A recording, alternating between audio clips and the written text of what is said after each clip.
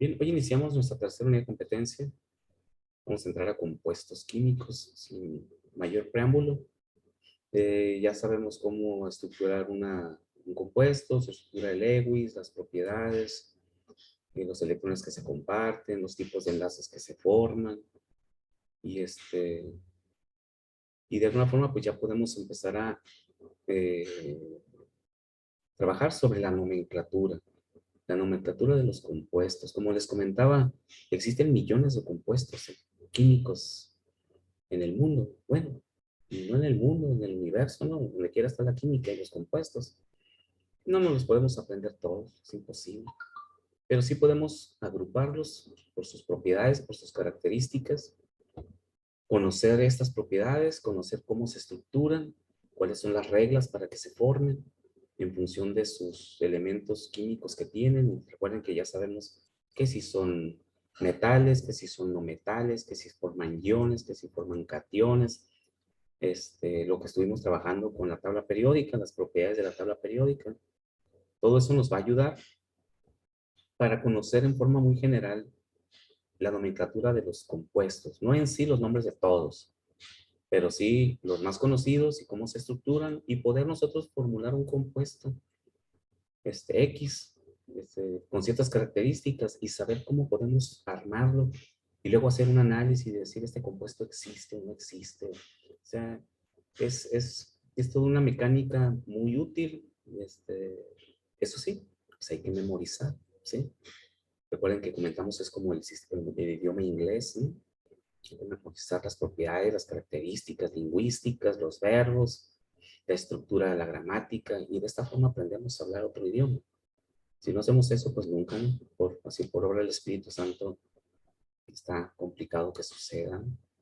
Entonces, sí hay que memorizar las propiedades, las estructuras, mm, la mecánica. Siempre es una misma mecánica para estructurar cualquier compuesto. Entonces vamos a iniciar con eso, conceptos generales, y ya entramos con óxidos, ¿no? Óxidos. Y vamos a la presentación entonces. Está la competencia 3. Yo les informo hoy en el curso del día si vamos a tener práctica mañana, ¿no?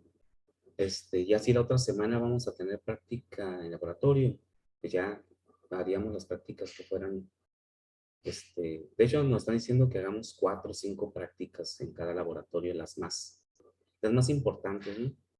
Para no ir tampoco mucho a ITESCA, ¿no? Este semestre. Entonces por ahí nos están bajando las reglas y para eso, ya firmamos la solicitud donde estamos de acuerdo en volver presencial a los laboratorios. Ya se envió la información y ya solicité la credencial, nos van a pedir credencial, como si no nos conocían ni ITESCA, ¿no? Pero dentro de las estrategias de sanidad para control de la gente que esté en ITESCA, nos están pidiendo credencial a todos los que trabajamos en ITESCA y ayer nos la solicitaron. Ya la solicité, entonces esperemos que la otra semana les pueda yo avisar que nos vemos en ITESCA para una práctica ya física de laboratorio. Por ahí van. Todavía nos quedan prácticamente 2 meses de clase, entonces tenemos suficiente tiempo para hacer físicamente las prácticas más interesantes, más importantes, ¿no? Y bien, vamos a iniciar eso porque me acordé ahorita. Compuestos químicos, ¿qué vamos a definir? Vamos a hablar sobre los iones, que ya estamos familiarizados con ellos. Ya sabemos que en la tabla periódica los elementos químicos o se comportan como aniones o se comportan como cationes. ¿Sí? Están los metales, que son los cationes, y están los no metales, que son los aniones, ¿no? Vamos a trabajar sobre el número de oxidación. Sí, entonces vamos ya a definir. Recuerden que el número de oxidación es la diferencia, ¿no? Entre los electrones de valencia y la regla del octeto que pueden tener ahí. Realmente, los electrones de valencia o el grupo en el que está cada elemento químico, por ejemplo, el oxígeno, que está en el grupo 6, tiene 6 electrones de valencia. No significa que esos 6 electrones son los que va a enlazar, ¿verdad? Son los que tienen su último nivel de energía. Los que va a enlazar son los que le faltan. O sea, va a poder recibir 2 electrones para completar un octeto. Por lo tanto, su número de oxidación pues, va a ser 2. Puede unirse a 2 átomos diferentes. Entonces, ya lo habíamos revisado cuando vimos electrones de valencia y la tabla periódica. Pero vamos a volver a retomar aquí, ¿no? Vamos a ver cómo se estructuran las fórmulas químicas. ¿Sí? Tienen un orden lógico, claro, todas se estructuran de la misma manera. Vamos a analizar eso y ya vamos a entrar a los grupos químicos. Vamos a estudiar los óxidos, los hidróxidos, los ácidos, las sales, los hidruros, y los anhídridos, los peróxidos también, ¿no? Y los anhídridos. Son compuestos muy especiales, ¿no? Pero están ahí también presentes. Los que engloban la mayor cantidad de compuestos son los cuatro primeros, ¿no? Óxidos, hidróxidos, ácidos, sales, hidruros, y las bases también llamadas anhídridos, ¿no? Reglas de nomenclatura, como les comentaba, cómo se estructuran cada uno de estos compuestos, ¿sí? Las reglas para poder escuchar un nombre y decir, ah, su fórmula es esta. O tener una fórmula y decir, ah, su nombre es este, ¿no? Eso de que luego vemos un compuesto y no sabemos cómo se llama, ¿sí? No nos podemos memorizar los nombres de todos los compuestos que veamos escritos. Si vemos un compuesto que nunca hemos visto, pero sabemos cómo se estructura, podemos definir su nombre, ¿sí? Ya sea su nombre común, su nombre IUPAC, su nombre, que le llaman el nombre común, pues, o sea, sistemático, sistemático. Ese que decimos, mencionando el número de átomos que hay en una molécula, ¿no? P, H6, ¿no? Había uno así, o F6, algo así, ¿no? PF6 en la tarea de estructura de Lewis, ¿no? Y entonces son 6 flúor, entonces es sexta, ¿sí? De sexto fluoruro, ¿no? De potasio. Es el nombre, le llaman sistemático. No es otra cosa más que poniendo un prefijo y mencionando los nombres de los compuestos, ¿no? Entonces vamos a ver que no es tan complicado.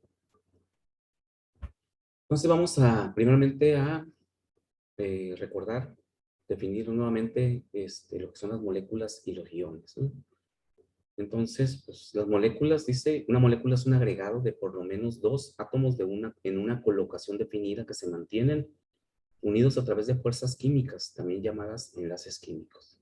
Entonces, ya sabemos, una molécula, todas esas estructuras que hemos estado haciendo de Lewis y que hemos trabajado con esos compuestos, que todavía no sabemos bien ni cómo se llaman y eso, pero ya nos familiarizamos con ver los compuestos. Son moléculas, ¿no? Es la unión de varios átomos, dos más átomos, enlazados o unidos siempre por esas fuerzas que dijimos que eran fuerzas de enlace, ¿no? Enlaces intramoleculares y que pueden ser enlaces iónicos, enlaces covalentes, ¿no? Así una molécula no siempre es un compuesto, el cual por definición está formado por dos o más elementos, ¿sí? El compuesto siempre debe estar formado por dos o más elementos. Por ejemplo, la molécula de O2 no es un compuesto, ¿no? Es una sustancia. Sustancias son cualquier cosa es una sustancia, como definición general. Un compuesto, un elemento, una mesa, una silla, una persona, un carro, todo es una sustancia. La sustancia lo engloba todo. Y los compuestos, pues ya son sustancias que están conformadas por varios tipos de átomos y que forman óxidos, hidróxidos, ácidos, bases. Todos esos son compuestos, ¿no? El hidrógeno gaseoso, dice, es un elemento puro, pero consta de moléculas formadas por átomos solamente de hidrógeno, cada una de ellas. Por otra parte, el agua sí es un compuesto, porque contiene hidrógeno y oxígeno en una relación de dos átomos de hidrógeno por uno de oxígeno. Entonces, podemos empezar a diferenciar que las moléculas pueden ser compuestos o no. Pueden ser sustancias, pueden ser elementos químicos, moléculas diatómicas que le llaman, pero no compuestos. El compuesto siempre es aquel que ya tiene ciertas características químicas muy especiales que le dan las propiedades de los átomos, de los diferentes átomos que lo conforman, ¿no?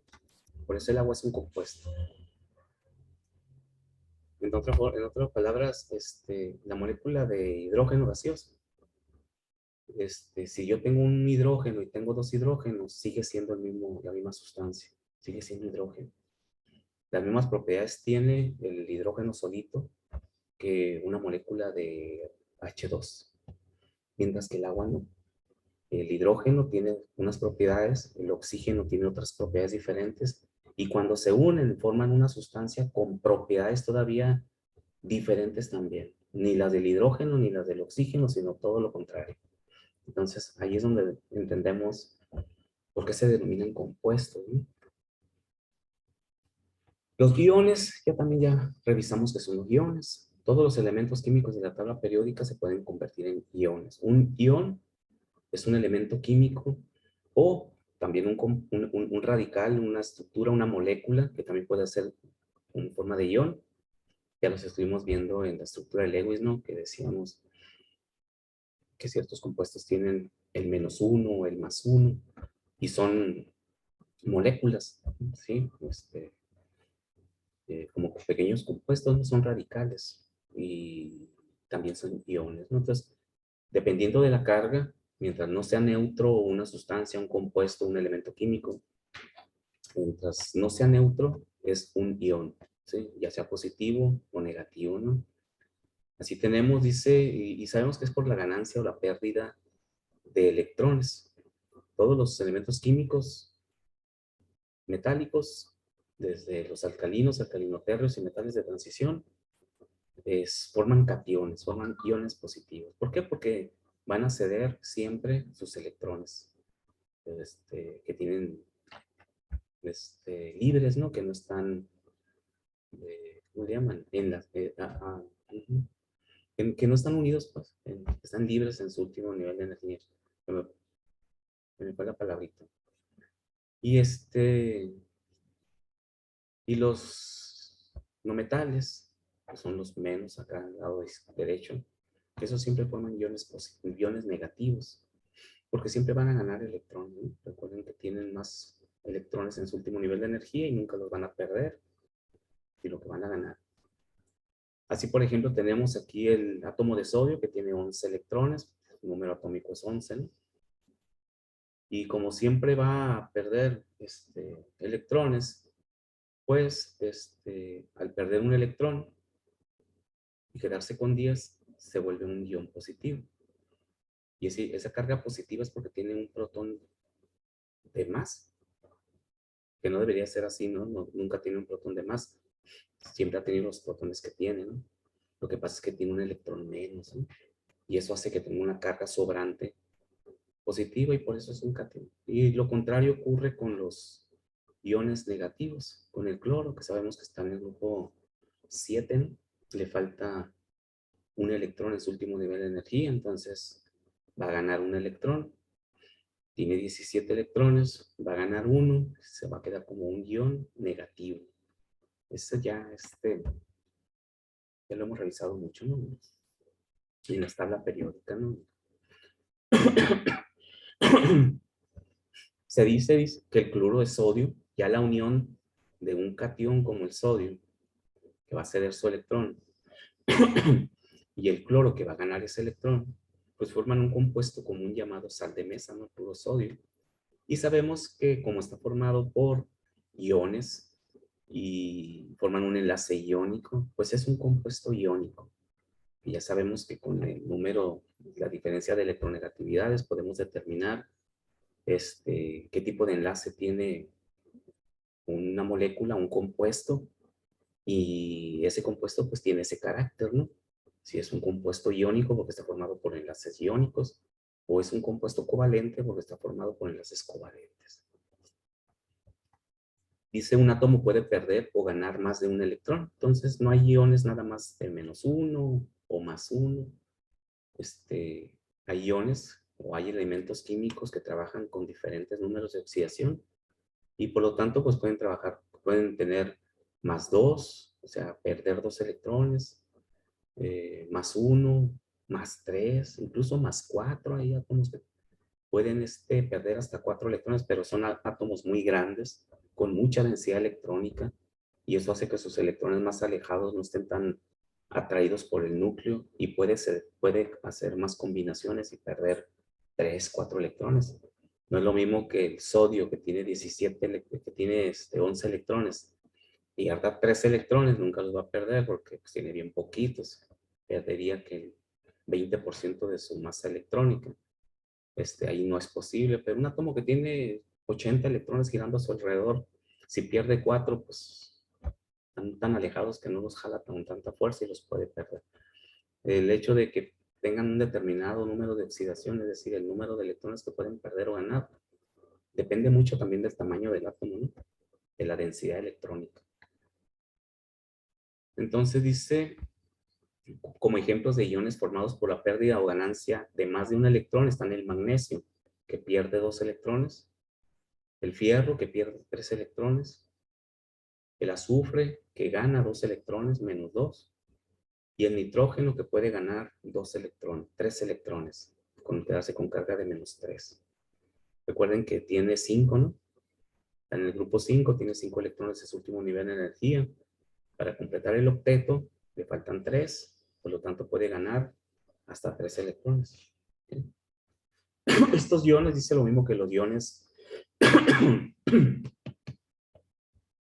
nitrógeno más 1 y cloro negativo.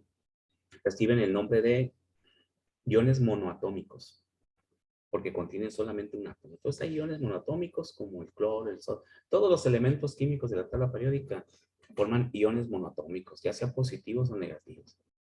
Y ya cuando tenemos iones poliatómicos, pues ya son compuestos, por ejemplo, el ion amonio, que gana un protón y se queda como ion NH4. Tiene elementos diferentes en su estructura molecular, pero son iones, ¿no? Porque el ion carbonato, recuerden, ¿no? CO3, que trabaja con valencia de -2, tiene carbono y tiene oxígeno y es un ion, ¿sí? Entonces, no hay límite. Pueden ser un solo átomo o pueden tener varios átomos, ser poliatómico, ¿no? Así pues, aquí nos da el ejemplo, ¿no? El ion hidróxido, ¿no? del agua. El agua forma 2 iones cuando se disocian, ¿no? Forma el protón, que es un ion monoatómico, y forma el ion hidróxido, que es un ion poliatómico, tiene oxígeno e hidrógeno, ¿no? El ion cianuro también que está aquí, el ion amonio, se denominan poliatómicos. ¿Okay? Entonces eso ya es conceptos que ya hemos manejado, ¿no? Nomenclatura y enlaces químicos, dice. Lo cual, o sea, ¿qué significa eso? O sea, ya trabajamos mucho con los enlaces químicos. Ahora esos enlaces químicos, ¿cómo participan dentro de la nomenclatura de los compuestos? ¿No? Dice, cuando la química era una ciencia joven y el número de compuestos conocidos era pequeño, ¿no? Era posible memorizar todos los nombres de los compuestos. Muchos de estos se derivaban de su aspecto físico, por eso hay nombres que le llaman vulgares, ¿no? Así vamos a encontrar la palabrita dentro de la química, nombres comunes o vulgares, ¿no? Porque el vulgo, ¿no? Recuerden que el vulgo no es una palabra, ahora se utiliza como de connotación despectiva, sí, ¿no? Pero lo que pasa, pues, antes la gente, el común, pues era el vulgo, ¿no? El vulgo. Lo que pasa es que ahora te dicen vulgar cuando tienes otro tipo de conducta, ¿no? Entonces, muchos de estos se derivan de su aspecto físico, sus propiedades, de origen o sus aplicaciones. Por ejemplo, pues, estaba el compuesto leche de magnesia, ¿no? Un nombre común, leche de magnesia. Gas hilarante, ¿no? Alelio, gas hilarante. La piedra caliza, el carbonato de calcio, ¿no? La conocen y todavía se siguen manejando estos nombres, ¿no? Aunque dentro de cierto contexto del uso de los compuestos nada más, ¿no? Piedra caliza, gaseosa cáustica, el hidróxido de sodio, la lejía, ¿sí? Que es otro hidróxido, es la combinación de dos hidróxidos, la sosa para lavar, polvo para hornear, que es el bicarbonato de sodio, el polvito para hornear, para que se hinchen los pasteles, bicarbonato de sodio. Entonces, en la actualidad, el número de compuestos conocidos sobrepasa los 66 millones de compuestos. Por fortuna, no es necesario memorizar sus nombres. A través de los años, los químicos han diseñado un sistema claro para nombrar las sustancias químicas. Las reglas propuestas son aceptadas mundialmente y proporcionan lo que facilita, dice, la comunicación entre los químicos y proporciona una forma útil para trabajar con la abrumadora variedad de sustancias que existen. El aprendizaje de estas reglas en el momento actual proporciona un beneficio casi inmediato a medida que se avanza en el estudio de la química. Entonces, que les comentaba ahorita.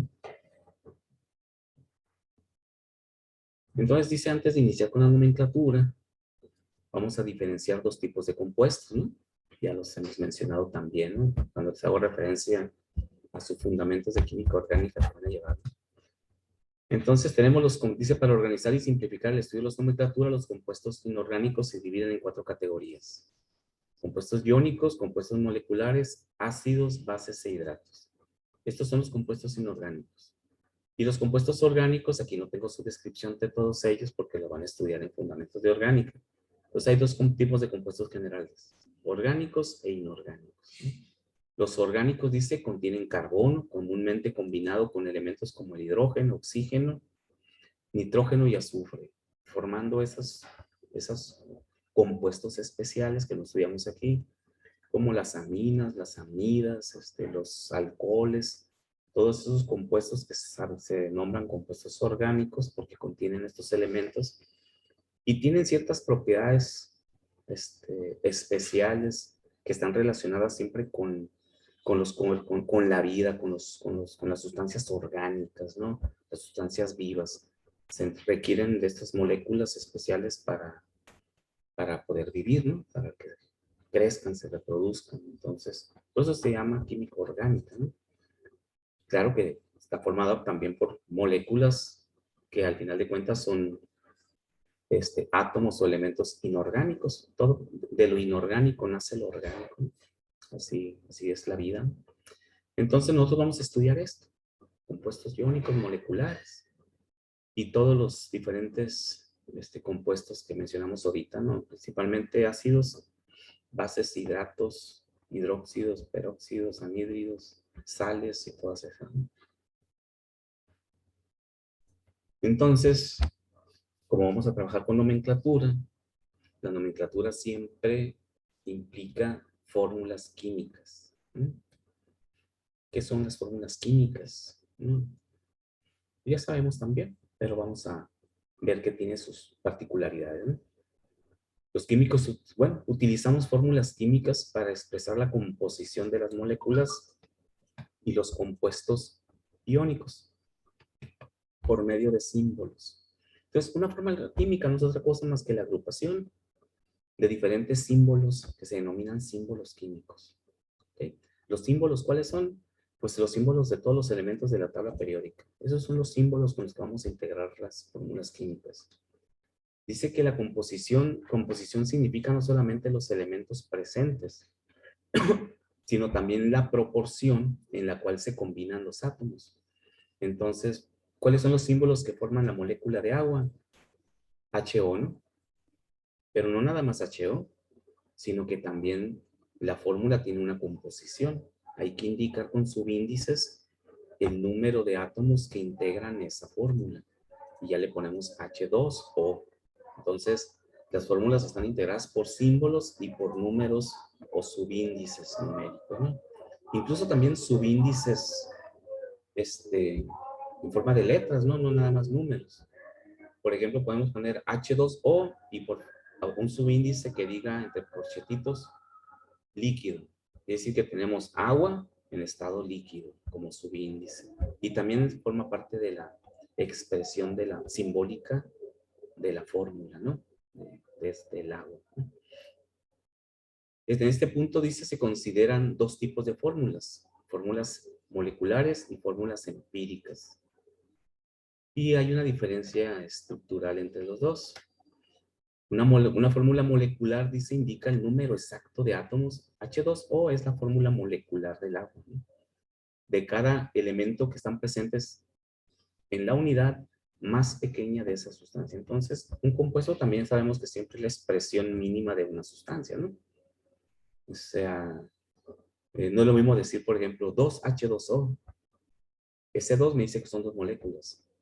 No, a mí no me interesan dos moléculas, me interesa una sola molécula. H2O. O decir H2, H4O2. Aparentemente es lo mismo, ¿no? Pero no es lo mismo. Una cosa es empirismo y otra cosa es la fórmula real del compuesto. Dice, por ejemplo, el peróxido de hidrógeno, H2O2. Sí, por ahí estaba en su tarea como estructura de Lewis, ¿no? El H2O, un oxígeno que se une a la molécula de agua, ¿no? La fórmula empírica dice, indica cuáles elementos están presentes y la proporción mínima en números enteros entre sus átomos, pero no necesariamente indica el número real de átomos en una molécula determinada. Por ejemplo, HO también es peróxido de hidrógeno, ¿sí? Pero chequen que no tiene los subíndices 2 y 2. Esta fórmula es correcta, pero está expresada con los símbolos de los elementos químicos en su mínima expresión. Quiere decir que se dividió entre 2, ¿no? Si divido los dos entre 2, me queda 1 y queda HO y también es peróxido de hidrógeno. Pero no representa en forma real el número de átomos que conforman la fórmula, que entonces sería una fórmula molecular, denominada molecular. Muchas veces utilizamos las fórmulas empíricas simplemente para el conocimiento de los elementos que están integrando ese compuesto, pero no la estequiometría, es decir, no el número exacto o la proporción exacta del número de átomos que están en esa molécula, sino únicamente los símbolos mínimos, la composición mínima que podría tener esa molécula, ¿no? Entonces, si observamos que es el peróxido de hidrógeno, de acá, HO, es uno de estos nada más, ¿no? HO. ¿Sí? Y el otro también es otro HO. Quiere decir que en composición mínima de elementos, este es igual que este. Por lo tanto, pues me quedo con uno nada más. Si quiero el hidrógeno y quiero el oxígeno, pues trabajo con estos. ¿Ok? Normalmente no usamos las fórmulas empíricas, pero es una forma también de expresar la composición de una sustancia. ¿Sí? Con el mínimo número de elementos que conformen la molécula. Aquí tengo dos veces lo mismo. Claro que están unidos entre sí, ¿verdad? Pero al final de cuentas son simétricos. Este es igual que este, ¿no? Y como les comento, pues nosotros vamos a usar fórmulas moleculares, porque aquí no me sirve para hacer cálculos, me sirve para conocer la molécula. Y acá me sirve para hacer cálculos con ese compuesto, ¿no? Dice, la nomenclatura constituye el conjunto. Vamos, antes de pasar de fórmulas químicas, no sé si venga aquí adelante, pero voy a mencionar aquí. Las fórmulas químicas, cuando se escriben, siempre se escriben colocando el elemento que va a formar un catión, o sea, el elemento positivo del lado izquierdo y el elemento negativo del lado derecho. Esa es una regla fundamental, siempre. Aquí tenemos en el peróxido, tenemos en el lado izquierdo el hidrógeno, que es un catión, tiene carga positiva, y en el lado derecho el elemento que tiene la carga negativa. Si el ion es un compuesto también, por ejemplo, el carbonato de calcio, es lo mismo. El ion carbonato, CO3, se escribe completo como si fuera un solo ion, de hecho lo es, un solo ion, y también se escribe del lado derecho. Nos quedaría ese compuesto H2CO3. ¿Sí? El H2 se parece a otro compuesto, ¿no? El H2 es la parte catiónica de mi fórmula y el CO3 es el anión, es el ion negativo. Recuerden que los iones pueden ser poliatómicos o monoatómicos y siempre se escriben de esa forma, ¿no? Indicando, como dice aquí, con subíndices siempre el número de átomos que participan en la fórmula. ¿Sí? H2, dos hidrógenos, dos oxígenos, siempre, ¿no? Que después vamos a ver adelante que corresponde al número de oxidación del otro elemento de la otra parte de la fórmula, ¿no? Pero siempre se estructuran así, ¿no? Y se leen al revés, ¿no? Se leen de derecha a izquierda y se escriben de izquierda a derecha, ¿no? Por ejemplo, este es peróxido, primero se lee el oxígeno de hidrógeno, ¿no? El otro es H2CO3, es carbonato de hidrógeno. Entonces se lee en forma este, inversa a la forma en cómo se escribe, ¿ok? O en el orden en que se escribe, ¿no? La nomenclatura, dice, constituye el conjunto de reglas mediante las cuales se puede asignar un nombre unívoco, o sea, único y correcto, a cualquier sustancia simple o compuesta. Existen varias clases de nombres. Entonces, vamos a conocer las cuatro en este caso, ¿no? La forma stock, la forma vulgar o común que le llaman, la forma funcional y la forma sistemática, ¿sí? La forma stock es la conocida como UPAC, la que establece pues la institución química que se encarga de establecer las reglas y este, los principios con los cuales se maneja la química, ¿no? La UPAC. También se le conoce como stock. La vulgar, pues es la vulgar o la común. La funcional, como su nombre lo indica, pues está en cuestión de la función de la sustancia, leche de magnesio, ¿no? O la sistemática, que es simplemente mencionando el número de átomos que hay, y como les decía ahorita, ¿no? Hexafluoruro de potasio, ¿no? O sea, no hay mucho pierde. Ya cuando no se acuerdan de un compuesto, de su nombre UPAC o su nombre tradicional, vulgar o común que le llaman, pues nos vamos con el sistemático, ¿no? Ya cuando no sabemos exactamente su nombre UPAC. Lo que pasa es que el nombre UPAC, que es el más usado, nos proporciona en el nombre las propiedades o características de la sustancia. Mientras que el sistemático pues no nos dice nada, simplemente estamos deletreando la palabra, ¿no? De forma correcta, ¿no? Primero el subíndice y luego el elemento o el compuesto de que se trata. Entonces, dice, este nombre lo estableció, pues aquí está el organismo internacional con normas de nomenclatura que en diferentes idiomas pueden ser interpretadas como libro. Antes de esta nomenclatura existió la de Ginebra, que actualmente muchas industrias químicas todavía utilizan, ¿no? Entonces, pues vamos a iniciar hasta aquí con la información general, ¿no?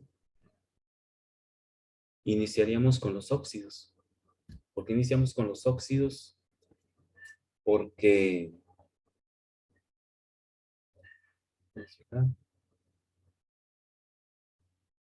no, pone como ejemplo los óxidos aquí, pero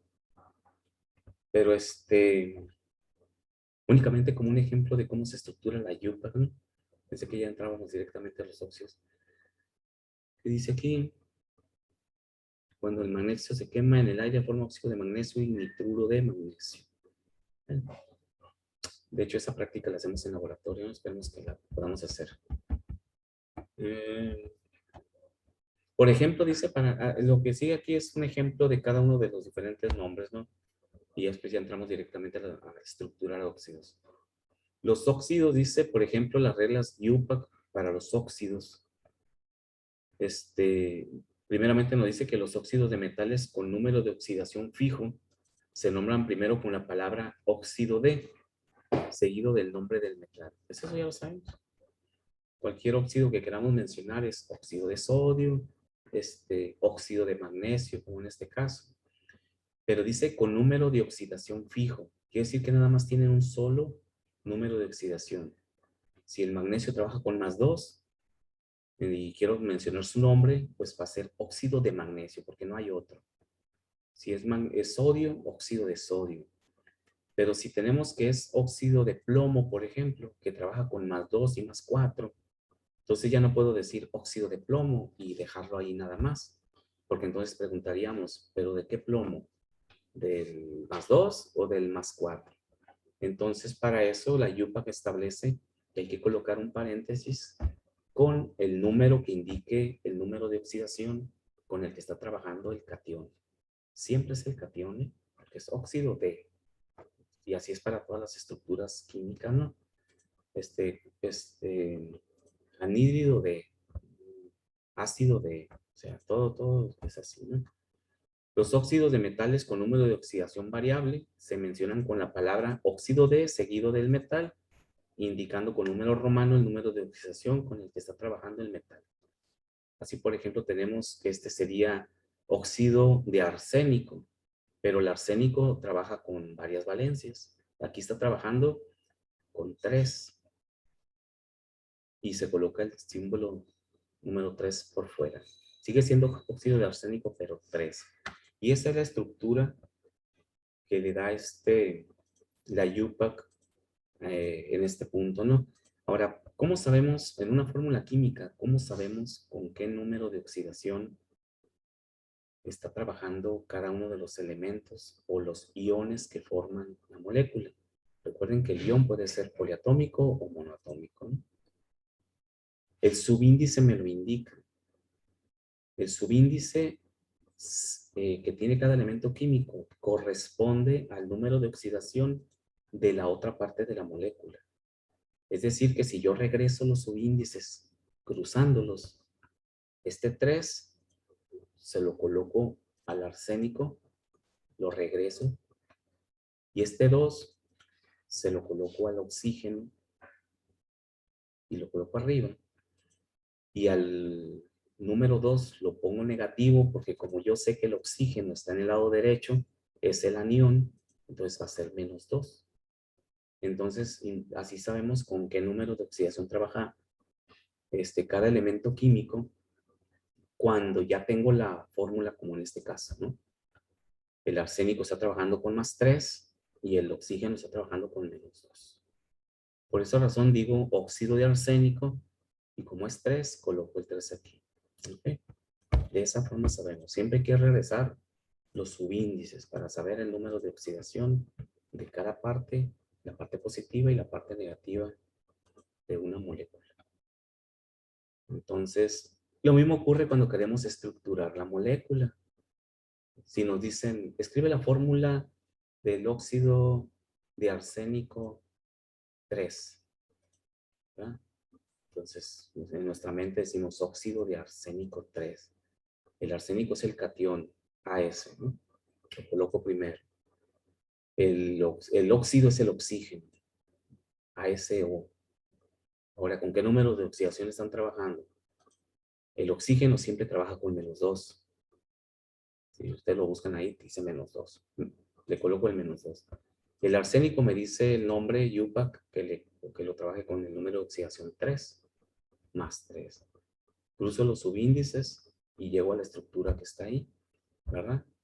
A ese 2 por 3. Por eso cuando queremos ir al revés, devolvemos las valencias, devolvemos los números, los subíndices, los números de oxidación. ¿Ok? Ya sea que hagamos la fórmula o deduzcamos de la fórmula, ¿no? Siempre es así. Por último, dice los óxidos con metales de solo 2 valencias. Cuando tenemos esa característica, hay metales de una valencia, cualquiera que sea, 1, 2, 3, negativos o positivos. Hay elementos que tienen 3, 2, 3, hasta 4 valencias diferentes. Incluso más, ¿no?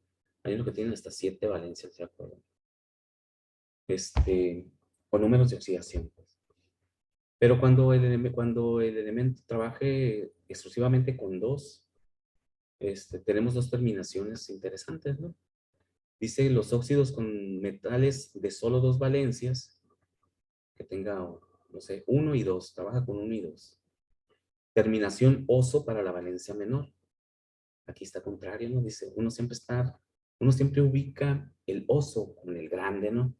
Y el ico con el pequeño, ¿verdad? Entonces, como diminutivo y maximizar algo, ¿no? Siempre está bien poderoso, ¿no? Grande. Y el término ico para pequeñito, ¿no? Aquí es al revés, ¿no? El oso es para la valencia menor y el ico es para la valencia mayor. Entonces, de ahí viene el nombre de ácido sulfúrico, porque está trabajando con la valencia mayor, o ácido sulfuroso, porque está trabajando con la valencia menor. Entonces, hay que memorizar esta regla, ¿no? Para la UPAC, elementos o iones que trabajen con 2 valencias únicas Ya sea que trabaje con la menor o con la mayor, tendrá una terminación oso e ico. ¿Ok? Y este es un ejemplo de cómo estructura la UPAC los nombres de los compuestos. Aquí tomo los óxidos como ejemplo, ¿no? Vamos a ver que esto aplica para todos los demás compuestos, ¿no? ¿Alguna pregunta hasta aquí, jóvenes? ¿Alguna duda? No. Eso ya lo sabían, ¿verdad? Muchos de ustedes, ¿no?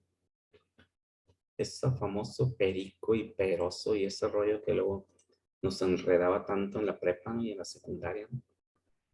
Que algunos hacen algunas reglas ahí para memorizarse, ¿no? Y que si el dedo, que si la uña, que si no sé qué rollo, para aprenderse eso de las reglas de la UPAC, ¿no? Eso está en la regla UPAC. El nombre vulgar, vamos a terminar con describir cómo se estructura cada tipo de o clase de nombre y ya la próxima clase, la semana que entra, ya vamos con cada uno de los compuestos, ¿no?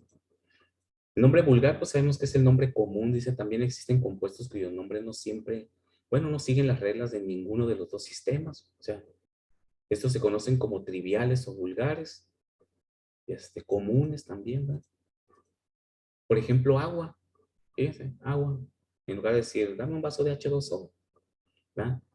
O dame un vaso de óxido de dinitrógeno. Así es el nombre sistemático, óxido de dinitrógeno, ¿no? Pues nunca decimos eso, ¿no? Decimos agua. Y estamos mencionando el nombre del compuesto. Es un nombre vulgar o común, tradicional, ¿no? El amoníaco también, NH3. Nos decimos, tráeme el hidruro de nitrógeno, ¿verdad? Como el nitrógeno más trabaja con más 3, pues le vamos a llamar hidruro de nitrógeno, ¿no? Decimos amoníaco, ¿no? La cal, ¿no? El anhídrido, no decimos, tráeme el anhídrido de calcio, tráete la cal, ¿no? La sosa cáustica, la potasa, son hidróxidos. El yeso, que también es un anhídrido, no los mencionamos así, son nombres comunes. Y sin embargo, también así los usamos luego también en las prácticas y eso, agregue amoníaco, agregue sosa cáustica al tanto por ciento. Y ya sabemos de qué se trata el compuesto, ¿no? Porque estamos familiarizados, son nombres comunes, pues, o vulgares, que no son de nuestro interés realmente, hay que saber que existen, ¿no? Pero realmente son los menos, porque recuerden que se les da a aquellos compuestos más conocidos, más antiguos, ¿no? Los que ya con la tradición generacional se han ido manteniendo, pero pues no podemos ponerle nombres comunes a todos los compuestos, sería imposible, ¿no? Y el nombre funcional, aquí como les comentaba, ¿no? Por la estructura del compuesto, los podemos conocer, por ejemplo, los ácidos, ¿sí? Es un nombre funcional, porque sabemos que al decir ácido, estamos ya describiendo o dando a entender las propiedades de los ácidos. Funcionan como ácidos, ¿sí? ¿Y cómo funciona un ácido? Cede protones cuando reacciona. Entonces, todos los que se llamen ácidos, pues van a tener esa función, ceder protones. Entonces, resulta que el nombre funcional resulta de la combinación de dos palabras que establecen la identificación del compuesto basándose en la función química que lo constituye. La primera palabra indica el nombre genérico y la segunda el nombre específico, que indica de qué especie química se trata. Pues realmente el que me da la función es siempre la primera palabra, ¿no? Óxido. Sabemos lo que son los óxidos. ¿Sí? Es la reacción química o la reacción de oxidación, la función oxidativa que tiene el oxígeno sobre prácticamente todos los compuestos, ¿no? El oxígeno reacciona con todos, con sus mismos elementos no metálicos que con los metales, ¿no? O sea, muy reactivos el oxígeno. Por esa razón, pues se encuentra en todas partes, ¿no? Formando un montón de compuestos. Dióxido, el hidróxido pues nos denota las propiedades de los hidróxidos o las bases que vamos a estudiar. Entonces, realmente los compuestos que vamos a estudiar son los nombres funcionales de los compuestos, pero engloba la función de muchos compuestos, no específicamente uno, ya, a menos que ya lo nombres, ¿no? Si hablamos de los ácidos, pues engloba todos los ácidos. Pero si decimos ácido sulfúrico, bueno, es el ácido porque forma con el sulfato. Ya le damos una especificidad. Pero en forma funcional son los óxidos, los hidróxidos o bases, los ácidos, las sales, los hidruros, los peróxidos, todos los compuestos que vamos a estudiar, los estudiamos como función, así están ordenados en forma general por su función. Y así los estudiamos, ¿no? Y ya nos vamos a lo específico. Muy bien. ¿Alguna pregunta, jóvenes? ¿No hay preguntas? Continuamos la próxima clase con el examen. Es el próximo. ¿Qué día es el examen? El otro miércoles. ¿Les da? Ok, sí, ya lo está. Entonces, pues nos vemos la próxima semana. Cuídense, jóvenes. Tengan Muchas gracias, maestro. Bye. Maestro, Dime. dentro un poquito